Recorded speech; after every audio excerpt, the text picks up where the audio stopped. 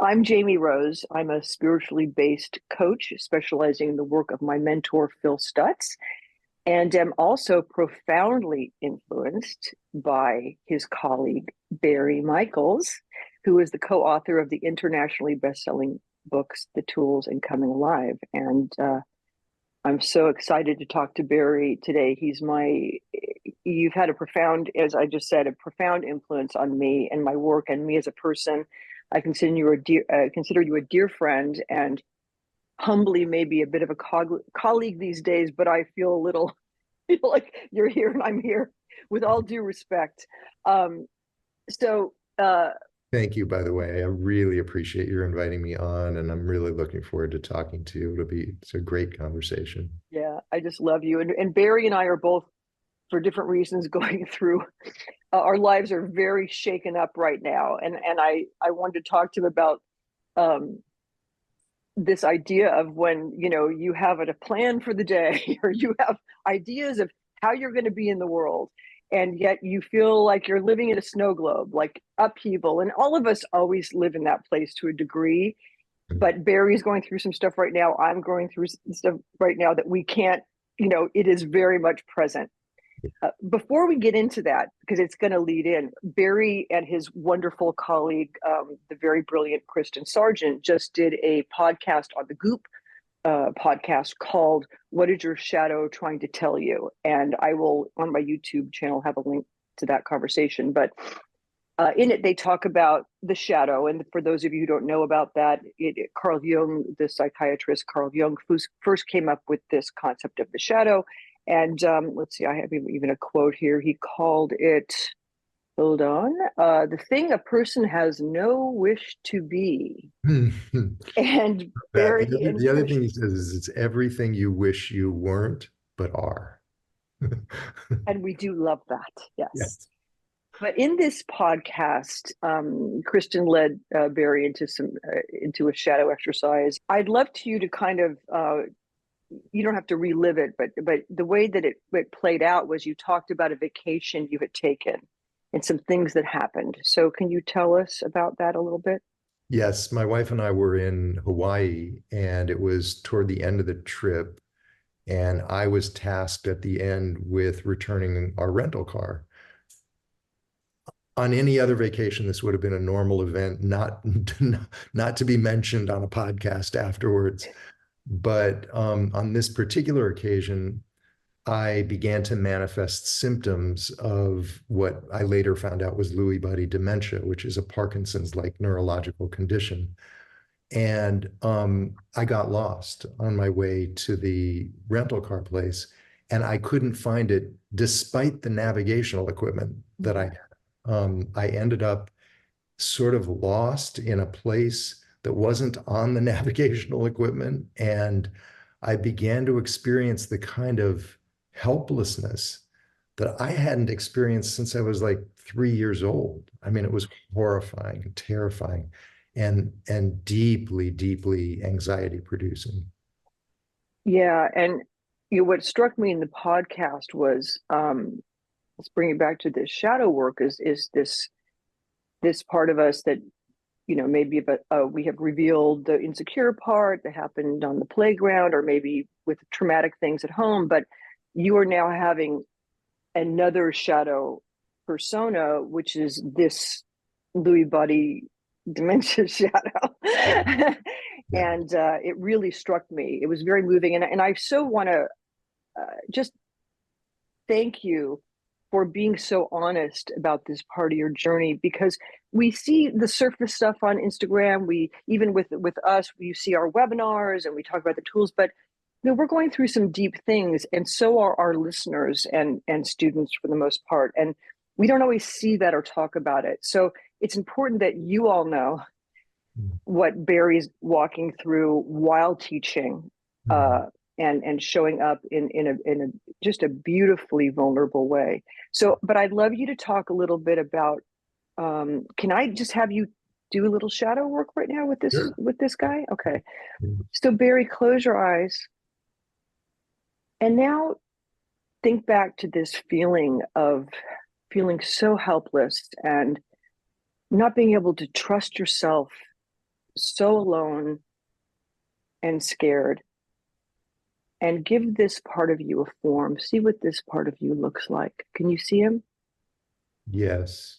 And what does he look like? Would you describe him? He's in the van, sitting parked. He doesn't know where he is, and his eyes are sort of darting back and forth nervously because he just doesn't know what to do. He doesn't even know what to think.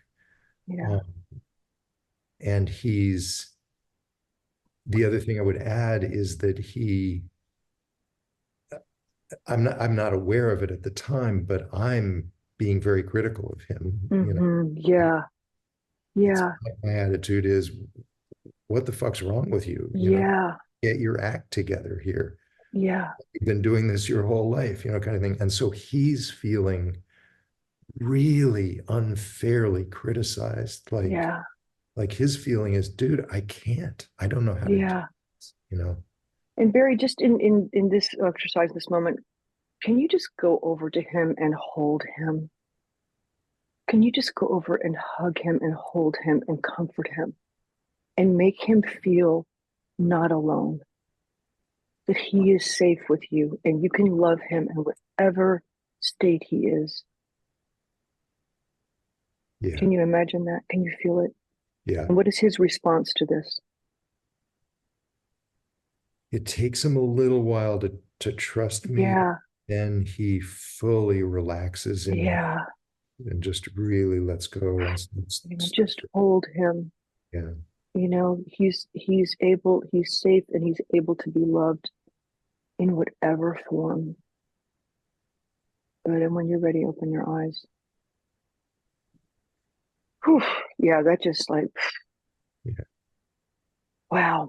Because you mentioned this on the podcast, and I know this about you. You're Harvard graduate, top of your class, started as a lawyer. So this is not the image that you have planned for yourself and most appreciated about yourself for most of your life. Exactly. So how does it, would you feel comfortable talking what this is like for you, right? To really have to be forced to embrace this other version of yourself. It's I mean, it's difficult. It's difficult to it's getting easier because I've had a little Mm, bit more time now, but it's difficult to embrace this part of me that is so um incompetent. And I don't mean that in mm, a value judgy kind of yeah, way. He's just not competent. yeah, He's got a lot of other great traits. He's sweet and he's innocent. yeah, But um, but for me, who's always valued mastery over yeah, difficult problems, it's a chore. I mean, it's something I just have to keep working at to yeah, accept. No, this part of me is going to be slow, and sometimes it's not going to be able to figure things out, and it needs to be loved and not judged for that. yeah, And I'm committed to that. I'm fully committed. yeah. And what I had mentioned to you after I listened to the podcast, which I do recommend people do, um, and I've felt this about you always, is that you have such a sweetness Mhm. and kindness and um, a sense of poetry. I know that you love literature and you love poetry, but you have that. And when I'm in your presence, I just you helped me when I would just when I at the beginning of becoming like a therapeutic coach and really shifting out of teaching acting and all that into this kind of work. And I would be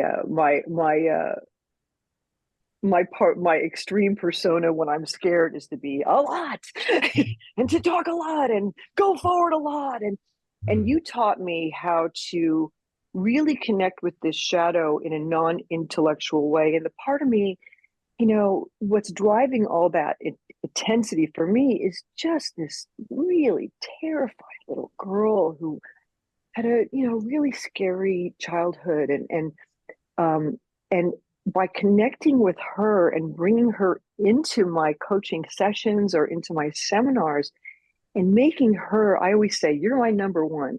Anything weird happens, we're out of here. I can say that to her. And by bringing her in with me, I'm more effective, and I do the thing I wish to do, which is connect with people and be effective. Yeah. It's only by connecting with this part of us that we think is not good enough Yeah. that Yeah. we really are inhabited and effective. And you on this podcast, and now you've always had this, but I feel even more Mhm. for you. You know, I do. It's so it's the I, stripping away. yeah, what you said is beautiful, and I just want to maybe reiterate it in my own words. It's one of these weird ironies that the part of us that we're most embarrassed of because it's so incompetent, and in my case, often it's sort of lost and befuddled and can't figure things out, et cetera, et cetera. That's the through line to the deepest and most beautiful poetry of life because it's so Absolutely. sensitive. It so picks things up that I'm a blundering bull in a china shop. And, it's got that fine-tuned sensitivity. And so weirdly enough, the closer I get to this completely incompetent, befuddled part of me, the more poetic I feel, and the more I feel like I'm speaking with beauty and um, with deeper meaning in a sense. So Now I'm already like crying now. Okay, so I'm gonna to make it even. I'm gonna make you do a little shadow work with me. He's very expensive, and so I'm now forcing a session. Sorry, I have um, to. Okay, so what's going on with me aside from I'm actually having some profound physical things that you don't even know about. They're not like life threatening. They're just a drag and require surgery and invasive surgery that I never would have wanted. That's the background. The foreground is I am working, and I'm working on a book, and I've now pushed the deadline. And the book is called actually Facing Madam X, which is this part X, which we'll talk about in a minute, maybe. But part X basically wants to mess up your life. It wants you to not succeed, and that's all we'll say about part X for now. But I'm on a deadline with this book, and at the same time, my mother, who I live next door to, she's 86. Her health is failing in a fluid way. She'll be okay, then she's not okay. There's no predictability with it, and she's in a tremendous amount of pain. And I'll have a plan to write that day, but like, oh, I'm taking mom to the hospital. Like last Friday, I literally spent 11 hours in the ER with her. In that state, I'm hyper alert. I'm watching her. She's in pain. I'm wanting to comfort her. There's other people all around me in pain. You're hearing names. Have they called mom yet? So it's this very intense place, and no writing happens that day. So here's what's happening with me, aside from just how exhausting it is to be in this constant state of vigilance and being around her pain and not being able to show it with her and later just sobbing. Uh, I'm judging myself. This is where the shadow work comes in. I'm judging myself like I'm not producing enough. uh, I'm not meeting my deadline. oh. So help me, Barry. So close your eyes and just form an image of the part of you that is just simply too busy with your mom and other things to be able to write on any given day.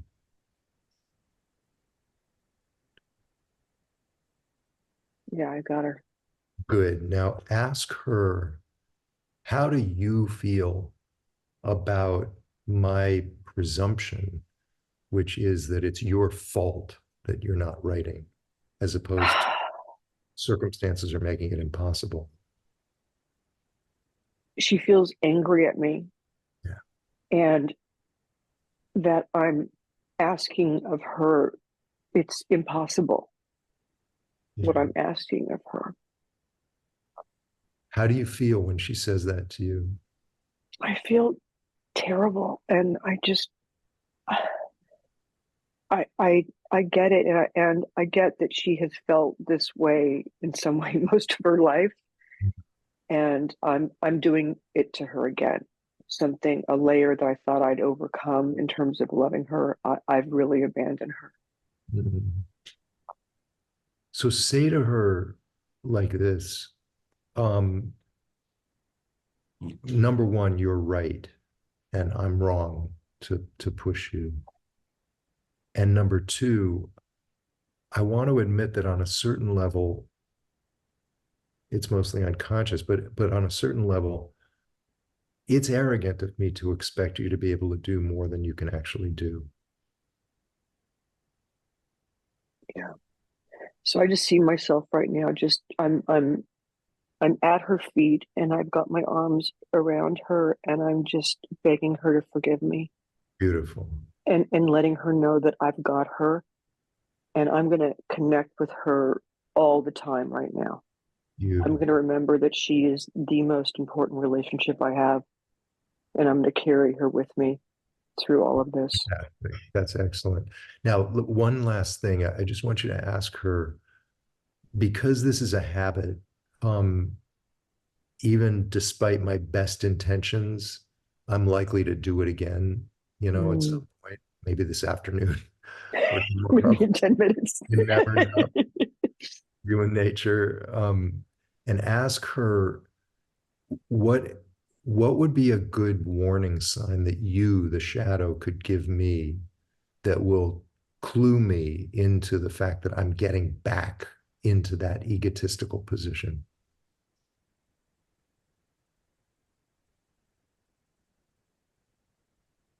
She's just going to put her fists and yell at me. Okay, good. Good. I've found it really helpful to ask the shadow for help because um it really wants you to change. You Yeah. know, all of our shadows want us to change. And engaging in practical ways that that change can take place is really heartening to the shadow. It's like, oh, okay, she's actually serious about this Yeah.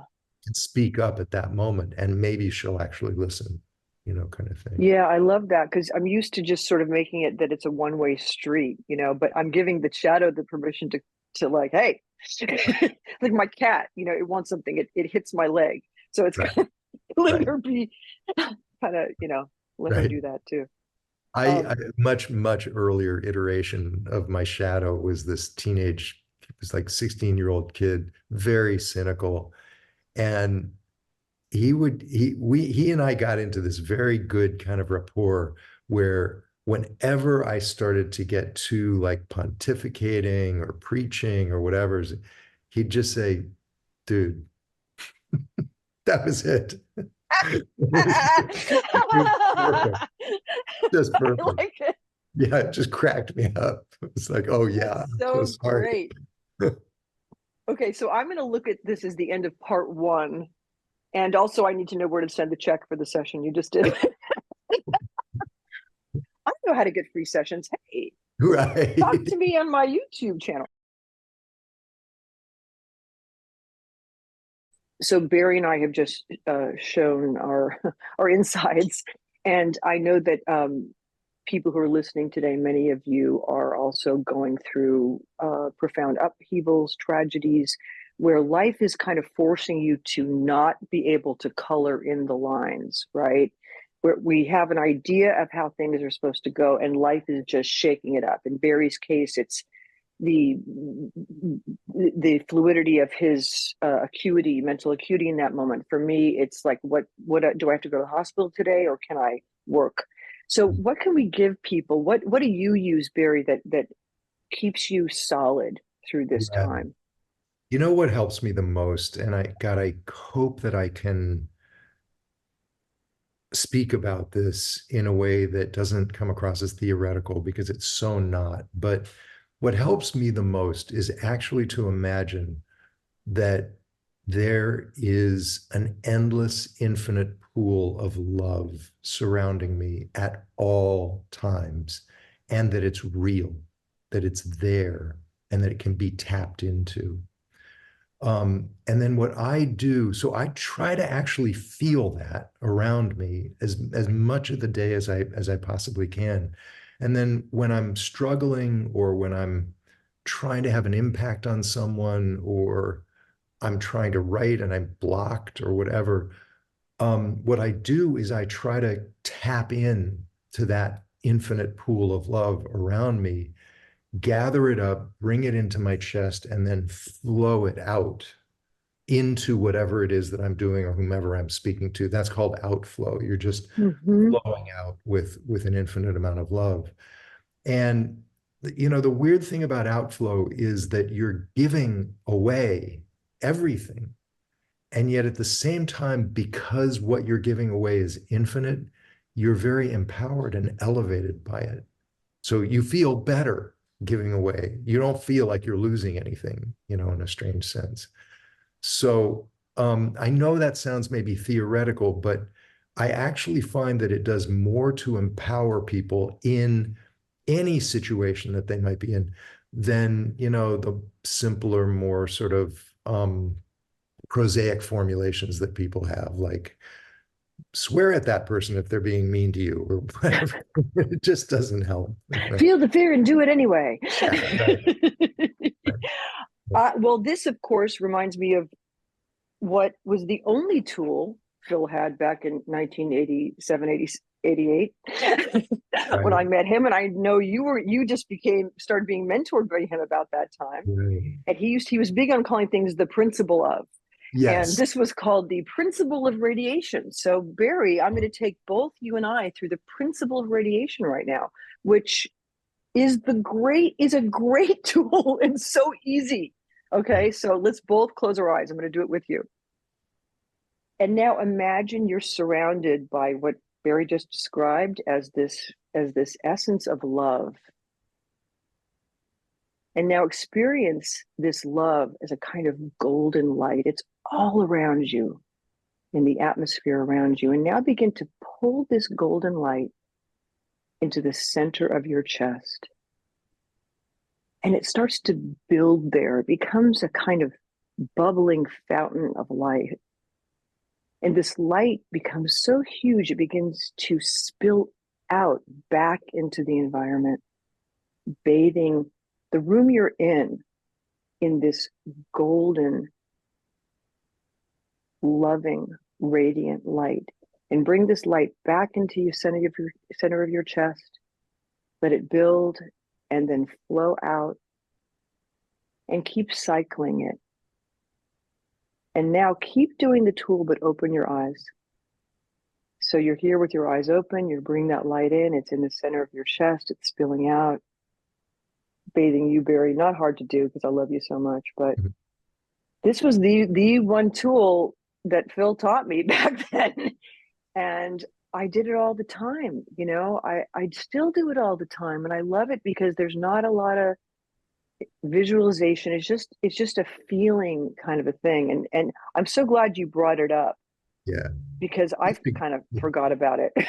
Such a great tool. I gave this tool to a couple that I saw recently, and they are a power couple in the sense that they're both very, very successful in Hollywood, and they have very stressful lives because they're constantly working on projects and they have three kids and I mean, they are as drained as any couple that I've ever seen because they're just so busy. And I've finally trained them to use this tool, radiation, just constantly. Just they're doing it all the time, and it is remarkable to me what an amazing job they're doing and how great they feel actually, because there's always more than enough to go around. Yeah, So, and they're yeah, doing really well. Their kids are not, you know, the typical Hollywood kids that are constantly entitled and complaining about everything. They're very grateful, very polite, very well behaved. It's just amazing what a powerful tool it is. And it sounds so simple. and that's why I like it so much, Yeah. because I can do it anywhere. I don't have to think about it. And so I tell people, which is what I did. I tell my clients to just do it all the time. Like do it in the car driving to CVS, do it at the grocery store, become really good at it. So it's easy for you. There's not a lot of thinking before you do it. And I let, do it with your eyes open. You don't have to go sit somewhere and do it. It just No, exactly. live in the radiation. This is the first tool I started using regularly after I got my diagnosis because I just felt so gutted, and so like just hurt, inside and empty, kind of like I've got nothing to give. And it really, I attribute my recovery to that. It just Wow. very, very quickly, I began to feel like, whatever, I have a diagnosis, I can still give. I still have more to say. I still have, more than enough inside of me. You do. Thank you. You do. I even feel it here. So I think that's all we're going to do today. And I want to say, we're doing this interview February 2024, and Barry has some upcoming events. He's doing with Kristen Sargent, a weekend in Ojai at the end of the month, and then another 5-day seminar about the shadow at the Omega Institute this summer. He and Kristen also have a shadow support group that I believe the next session is March 10th. I am doing a free tools seminar on March 9th, and I have a tools for professionals. And you have to say it that way. That's one of the things you'll learn after the seminar. I'm a Part of professional. training.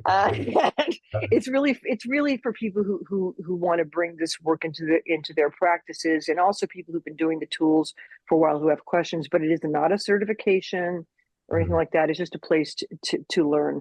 So I will have the events link listed on my YouTube channel. So if you don't watch this close to February 2024, you can still see what upcoming events there are. And Barry, I just love you. I'm so grateful for you. I love you too. Thank you so much. I really enjoyed this.